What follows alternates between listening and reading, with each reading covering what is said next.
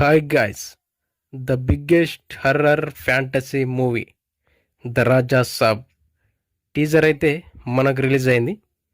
కొంచెం లేట్ అయినా కూడా వర్త్ అనిపించింది టీజర్ చూసిన తర్వాత.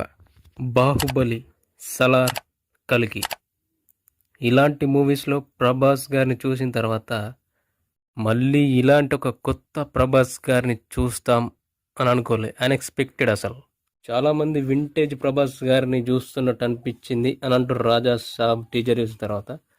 కానీ నాకు మాత్రం ఒక కొత్త ప్రభాస్ గారిని చూస్తున్నట్టు అనిపించింది. ఆ బాడీ లాంగ్వేజ్ కావచ్చు, ఆ డైలాగ్ డెలివరీ కావచ్చు, ఆ లుక్ కావచ్చు, అన్ఎక్స్పెక్టెడ్. అసలు మారుతి గారి మూవీస్లో బేసిక్గా మెయిన్గా ఉండేది కామెడీ.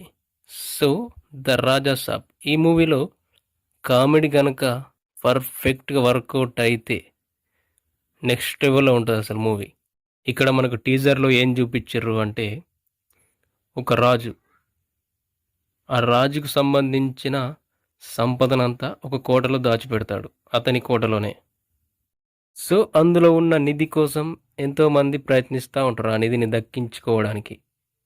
అయితే మన రాజాసాబ్ అయినటువంటి ప్రభాస్ గారు వాళ్ళ ఫ్యామిలీకి చెందిన వాడే అయి ఉంటాడు. బట్ ఈ మ్యాటర్ ప్రభాస్ గారికి తెలియదు. కానీ ఏదో ఒక సందర్భంలో ఆ విషయం ప్రభాస్ గారికి తెలుస్తుంది. ఆ తర్వాత నిధిని ఇలా దక్కించుకుంటారు. అసలు ఏం జరుగుతుంది అనేది స్టోరీ. కొన్ని షార్ట్స్ బాగున్నాయి. లాస్ట్లో ఆ షార్ట్, టీజర్ లాస్ట్లో ఆ ఫైర్ని విసిరినప్పుడు రాజా సాబ్ అని టైటిల్ పడ్డది. ఆ షార్ట్ నాకు బాగా అనిపించింది. ఇంకా కొన్ని కామెడీ డైలాగ్స్ కూడా బాగా అనిపించినాయి ప్రభాస్ గారివి. ఆ టీజర్ క్లైమాక్స్ డైలాగ్ కూడా బాగా అనిపించింది.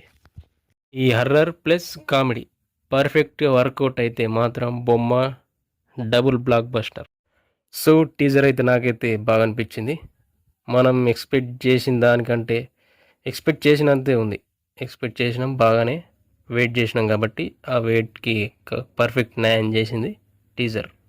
December 5 మూవీ అయితే రిలీజ్ కాబోతుంది. సో వర్కౌట్ అయితే మాత్రం రికార్డ్స్ అన్నిటినీ లేపేస్తుంది.